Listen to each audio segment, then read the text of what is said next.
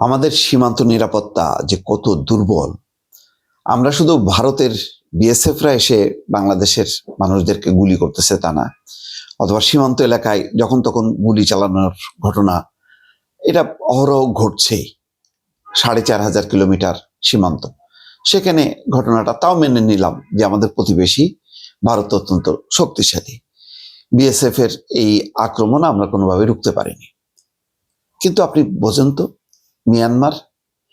মিয়ানমারের তাও আপনার সামরিক বাহিনী না, এটা হচ্ছে মিয়ানমারের সশস্ত্র গোষ্ঠী আরাকান আর্মি। আরাকান আর্মির কাছেও আমরা গুলি খাইতে থাকবো?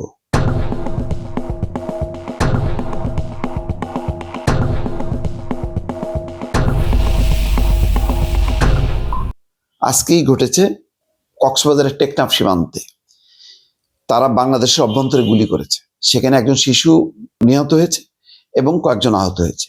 সীমান্তের কাছাকাছি এলাকায় থাকা অবস্থায় হঠাৎ গুলি বর্ষণের ঘটনা ঘটে, এতে গুলিবদ্ধ হয়ে ঘটনাস্থলেই শিশুটি মারা যায়। আজ এটা তো হলো সীমান্ত এলাকায়, তারপরে জলসীমায় কি হচ্ছে? ভেতরে এসে বাংলাদেশের জেলেদেরকে মাছ ধরার ট্রলার সহ নিয়ে যাচ্ছে, মাছ লুট করতেছে, তারপরে তাদেরকে জিম্মায় রাখতেছে, তারপরে হয়তো মুক্তিপণের বিনিময়ে ছেড়ে দিচ্ছে। একটার পর একটা ঘটনা ঘটতেছে।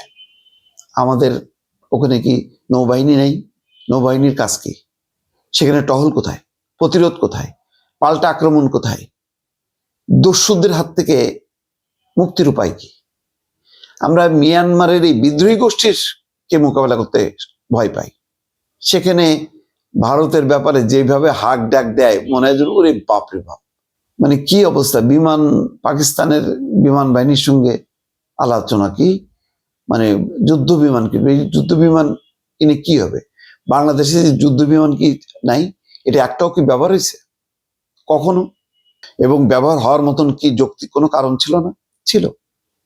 এই যে মিয়ানমারের বিদ্রোহী আরাকান আর্মি, তারা যে অত্যাচার চালাচ্ছে, নির্যাতন চালাচ্ছে, তার বিরুদ্ধে আমাদের অবস্থানটা কোথায়? কোথাও নেই, কিচ্ছু হচ্ছে না। অথচ একসময় আমরা মিয়ানমারের সরকারি বাহিনী আমাদেরকে ভয় পাইত, আমরা কামান দাগাইতাম। আমরা আমাদের ওই মিয়ানমারের সীমান্ত অঞ্চল, জলসীমা বা স্থল টেকনাফ, ওই অঞ্চলেই আমরা নিরাপত্তা দিতে পারি না, সেখানে লম্বা লম্বা কথা বলি। কিন্তু কেন এই একটা সন্তুষ্ট অবস্থা? কেন আমরা বছরের পর বছর মেনে নিচ্ছি? একে তো রোহিঙ্গাদের ফেরত পাঠানোর কথা বোধহয় সম্ভবত আমরা ভুলেই গেছি, এটা আর হবে না।